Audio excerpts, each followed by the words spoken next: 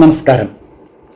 പ്രിയ ജനാധിപത്യ മതേതര വിശ്വാസികളെ, BJP എന്ന ഇന്ത്യ ഭരിക്കുന്ന ദേശീയ പാർട്ടി ഈ 2024 ഏപ്രിൽ മെയ് മാസങ്ങളിൽ നടന്നുകൊണ്ടിരിക്കുന്ന അതിനിർണായകമായ ദേശീയ തിരഞ്ഞെടുപ്പിൽ ആത്മവിശ്വാസം നഷ്ടപ്പെട്ട് പരാജയഭീതിയിലാണ്. ഉന്നത BJP ദേശീയ നേതാവും മോദി മന്ത്രിസഭയിലെ പ്രധാനിയുമായ കേന്ദ്ര ധനകാര്യമന്ത്രി നിർമ്മല സീതാരാമൻ്റെ ഭർത്താവും പ്രശസ്ത രാഷ്ട്രീയ സാമ്പത്തിക ശാസ്ത്രജ്ഞനുമായ ഡോക്ടർ പരകാല പ്രഭാകർ പ്രമുഖ ദേശീയ മാധ്യമ പ്രവർത്തകൻ കരൺ ധാപ്പറുമായുള്ള അഭിമുഖത്തിൽ പറഞ്ഞത് മോദി ഒരു തികഞ്ഞ ഏകാധിപതിയാണെന്നും ഇന്ത്യയുടെ സാമ്പത്തിക വ്യവസ്ഥയിൽ മാത്രമല്ല മറ്റ് ഒട്ടുമിക്ക രംഗങ്ങളിലും മോദി അങ്ങേയറ്റം പതറിപ്പോകുന്ന കഴിവ് കെട്ടവനാണെന്നും 2024 പൊതു തിരഞ്ഞെടുപ്പ് മോദി ജയിക്കുകയാണെങ്കിൽ അത് ജനാധിപത്യ ഇന്ത്യയുടെ മഹാദുരന്തമാണെന്നും ഈ തിരഞ്ഞെടുപ്പിൽ BJPക്ക് കനത്ത തിരിച്ചടി നേരിടുമെന്നുമാണ്. ലോക്പോൾ ഉൾപ്പെടെ ഈ അടുത്ത് നടന്ന പല ദേശീയ തിരഞ്ഞെടുപ്പ് സർവേകളിലും BJP ആഭ്യന്തരമായി നടത്തിയ സർവേയിലും BJPക്ക് ഈ പൊതു തിരഞ്ഞെടുപ്പിൽ തിരിച്ചടി നേരിടുമെന്ന് തന്നെയാണ് കാണിക്കുന്നത്.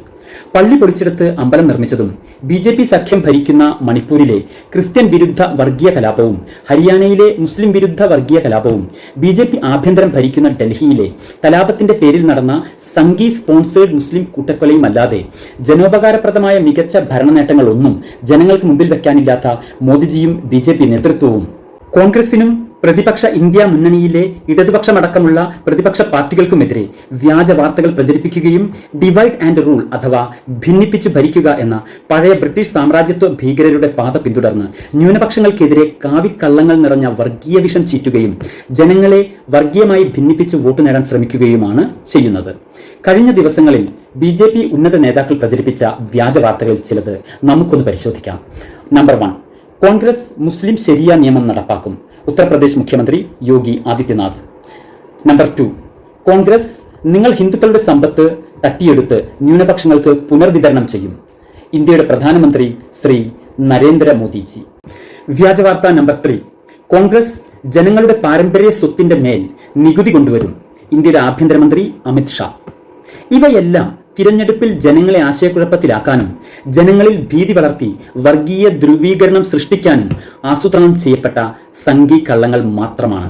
കോൺഗ്രസിന്റെ പ്രകടന പത്രികയിൽ എവിടെയും ഇവ പരാമർശിക്കുന്നില്ല. 10 വർഷമായി BJP ഭരിക്കുന്ന ഇന്ത്യയിലെ സാധാരണക്കാരായ ജനങ്ങൾ കടുത്ത തൊഴിലില്ലായ്മയും കൊടും അഴിമതിയും പെട്രോളിനും ഭക്ഷ്യ അവശ്യ വസ്തുക്കൾക്കും ഉൾപ്പെടെ രൂക്ഷമായ വിലക്കയറ്റവും നിയന്ത്രണാതീതമായ ദാരിദ്ര്യവും ഇടയ്ക്കിടെ ആവർത്തിക്കുന്ന ദളിത് ന്യൂനപക്ഷ വിരുദ്ധ വർഗീയ കൂട്ടക്കൊലകളും കൊണ്ട് ജീവിതം വഴിമുട്ടി നിൽക്കുകയാണ്. ഈ ജനദുരിതങ്ങളിൽ നിന്ന് ജനശ്രദ്ധയും മാധ്യമ ശ്രദ്ധയും തിരിക്കാനാണ് ഇത്തരം കാവിക്കള്ളങ്ങളും വ്യാജ വാർത്തകളും BJP നേതൃത്വം ആസൂത്രിതമായി പ്രചരിപ്പിക്കുന്നത്. ഈ ഉന്നത BJP നേതാക്കൾക്കെതിരെ കർശന നടപടിയെടുക്കാൻ ബാധ്യസ്ഥരായ മുഖ്യ തിരഞ്ഞെടുപ്പ് കമ്മീഷൻ കേന്ദ്ര സർക്കാരിന്റെ വെറും പാവയായി മാറിയതുപോലെയാണ് അവരുടെ നടപടികളെ സൂക്ഷ്മമായി നിരീക്ഷിച്ചാൽ മനസ്സിലാകുന്നത്. പ്രതിപക്ഷ നേതാക്കൾക്കെതിരെ തിരഞ്ഞെടുപ്പ് ചട്ടലംഘനത്തിന്റെ കർശനമായ വാളൂന്നുന്ന തിരഞ്ഞെടുപ്പ് കമ്മീഷൻ പക്ഷേ മോദിയും BJP നേതൃത്വവും ചട്ടങ്ങൾ പരസ്യമായി ആവർത്തിച്ച് ലംഘിക്കുമ്പോൾ ഉറങ്ങിപ്പോകുന്നത് ഇന്ത്യൻ ജനാധിപത്യത്തിന് അപമാനമാണ്. കോൺഗ്രസ് പ്രകടന പത്രിക ഇന്ത്യൻ ജനതയ്ക്ക് നൽകുന്ന പ്രധാന വാഗ്ദാനങ്ങളിൽ ചിലത് എന്തെല്ലാം എന്ന് നമുക്ക് പരിശോധിക്കാം.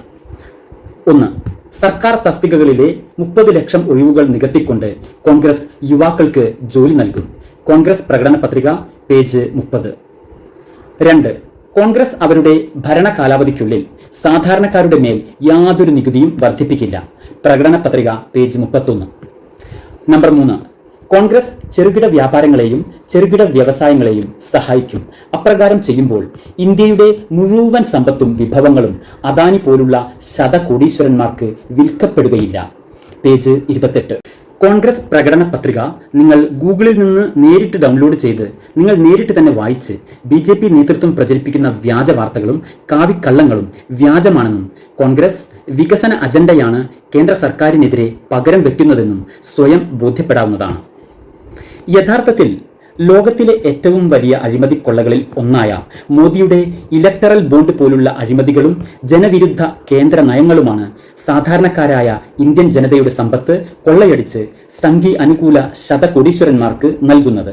അതുകൊണ്ട് സംഘി വ്യാജ വാർത്തകളിലും വർഗീയ വിഷപ്രചരണങ്ങളിലും ബ്രെയിൻ വാഷ്ഡ് ആവാതിരിക്കുക.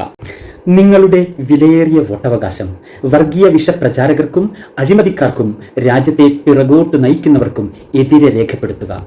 ഓരോ വോട്ടും ഇന്ത്യയുടെ ജാതി മത ഐക്യത്തിനും വികസനത്തിനും സാധാരണക്കാർക്കും വേണ്ടി പോരാടുന്ന യുവ നേതൃത്വത്തിന് നൽകുക. ഇന്ത്യൻ ജനതയെ വിഭജിച്ച് ഭരിക്കുന്ന വൃദ്ധ ഏകാധിപതികളെ പരാജയപ്പെടുത്തുക. ജയ് ഹിന്ദ്.